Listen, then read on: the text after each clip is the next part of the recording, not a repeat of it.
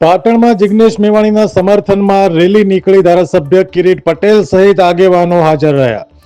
થરાદમાં કોંગ્રેસ નેતા જિગ્નેશ મેવાણીએ પોલીસના પટ્ટા ઉતારી નાખવાના નિવેદન આપ્યા પછી વિરોધ જોવા મળી રહ્યો હતો અને પોલીસ પરિવાર જિગ્નેશ મેવાણીના વિરોધમાં રેલી કરીને પ્રદર્શન કરી રહ્યા હતા. ત્યારે પાટણમાં જિગ્નેશ મેવાણીના સમર્થનમાં રેલી નીકળી છે. પાટણના ધારાસભ્ય કિરીટ પટેલે ધારપુર હોસ્પિટલની આજુબાજુ ડ્રગ્સ વેચાતું હોવાના આક્ષેપો કરી પ્રતિક્રિયા આપી છે. હાલ એક બાજુ મેવાણીનો વિરોધ જોવા મળી રહ્યો છે તો બીજી બાજુ સમર્થનમાં રેલીઓ પણ નીકળી રહી છે. Bureau report, Patan.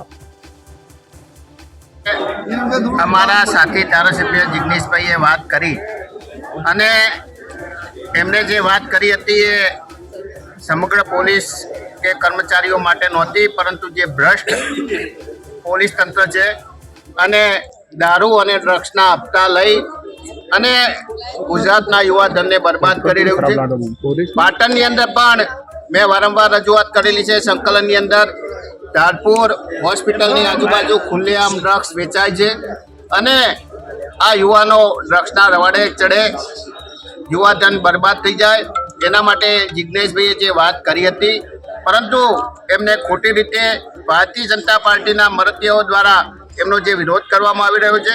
અમે જિગ્નેશભાઈની સાથે છીએ અને આગામી સમયની અંદર પાટણની અંદર પણ જે જગ્યાએ ડ્રગ્સ વેચાય છે અને પિસ્ટોલોની અંદર ડ્રગ્સ વેચાય છે, યુનિવર્સિટીની અંદર પણ આ બાબતે ડ્રગ્સના સેમ્પલો મળ્યા હતા, પરંતુ ડ્રગ્સ બાબતે પાટણ જિલ્લા પોલીસ તંત્ર એ નિષ્ફળ રહ્યું છે. આગામી સમયની અંદર અમે આ બાબતે જનતા રેડ પણ કરી.